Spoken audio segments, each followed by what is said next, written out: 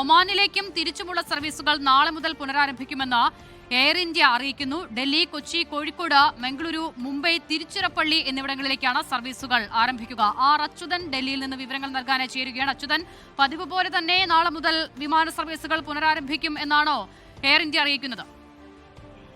അച്യുത, ഏറെ ആശ്വാസകരമായിട്ടുള്ള ചില വാർത്തകളാണ് ഇപ്പോൾ ഇതുമായി ബന്ധപ്പെട്ട ഉണ്ടായിരിക്കുന്നത്. അതായത് പല വിമാന കമ്പനികളും ഇപ്പോൾ വിമാന സർവീസുകൾ ആരംഭിക്കുവാനുള്ള തീരുമാനങ്ങളിലേക്ക് കടന്നിരിക്കുകയാണ്. അതിൽ എമിറേറ്റ്സ് ഇന്ന് രാത്രി തന്നെ വിമാന സർവീസുകൾ ആരംഭിക്കും എന്ന വിവരം ഇപ്പോൾ പങ്കുവയ്ക്കുകയാണ്. ഡൽഹിയിലേക്കുള്ള വിമാനം, അതുപോലെ ദുബായിൽ നിന്ന് മുംബൈ, ബാംഗ്ലൂരു, ഹൈദരാബാദ്, ചെന്നൈ എന്നിവിടങ്ങളിലേക്കുള്ള വിമാന സർവീസുകൾ ഇന്ന് രാത്രിയോടുകൂടി ആരംഭിക്കും. എന്തെങ്കിലും അസ്വാഭാവികമായ സാഹചര്യം ഉണ്ടെങ്കിൽ മാത്രം ഈ സർവീസുകളെ ബാധിക്കുകയുള്ളൂ എന്നാണ് നമുക്ക് മനസ്സിലാക്കാൻ കഴിയുന്നത്.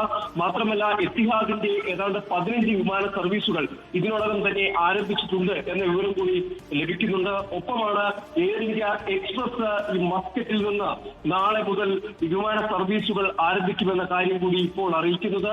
അതായത് വിമാന സർവീസുകൾ ഡൽഹിയിലേക്കും കൊച്ചിയിലേക്കും കോഴിക്കോടേക്കും മാംഗ്ലൂർ, മുംബൈ, തിരുച്ചിറപ്പള്ളി എന്നിവിടങ്ങളിലേക്കായിരിക്കും എയർ ഇന്ത്യ എക്സ്പ്രസ് വിമാന സർവീസുകൾ നടത്തുക. മസ്കറ്റിൽ നിന്നുള്ള ആദ്യ വിമാനം അത് തിരുച്ചിറപ്പള്ളിയിലേക്കായിരിക്കും. 10:25 ആയിരിക്കും ഈ വിമാനം നാളെ പുറപ്പെടുക.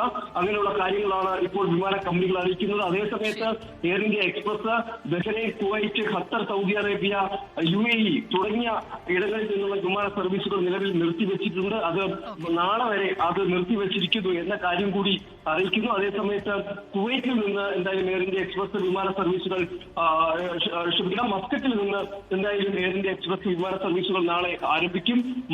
ഏറെ പ്രധാനപ്പെട്ടത് ദുബായിൽ നിന്ന് എമിറേറ്റ്സ് വിമാന സർവീസുകൾ ആരംഭിക്കും എന്ന കാര്യം കൂടി അറിയിക്കുന്നുണ്ട്. അത് ഇന്ന് രാത്രിയായിരിക്കും ആ വിമാന സർവീസുകൾ നടക്കുക. പ്രത്യേകിച്ച് ഇന്ത്യക്കാർ, ലക്ഷക്കണക്കിന് ഇന്ത്യക്കാരാണ് ഗൾഫ് രാജ്യങ്ങളിലായി ഉള്ളത്. അവരെ സംബന്ധിച്ച് ആശ്വാസമായിട്ടുള്ള ഒരു വാർത്ത കൂടിയാണ്. അവർക്ക് നാട്ടിലേക്ക് മടങ്ങിയെത്താൻ കഴിയുന്ന വളരെ ശുഭപ്രതീക്ഷ കൂടി നൽകുന്ന ഒരു വാർത്തയാണ് ഉണ്ടായിരിക്കുന്നത്. ലോകത്തെവിടെയായാലും ഏത് സമയത്തും 24 വാർത്തകളും ഓഗ്മെന്റഡ് റിയാലിറ്റി പാക്കേജുകളും എക്സ്പ്ലെയിനറുകളും വിശദമായി കാണാൻ ഞങ്ങളുടെ യൂട്യൂബ് ചാനൽ നിങ്ങൾക്ക് സബ്സ്ക്രൈബ് ചെയ്യാം.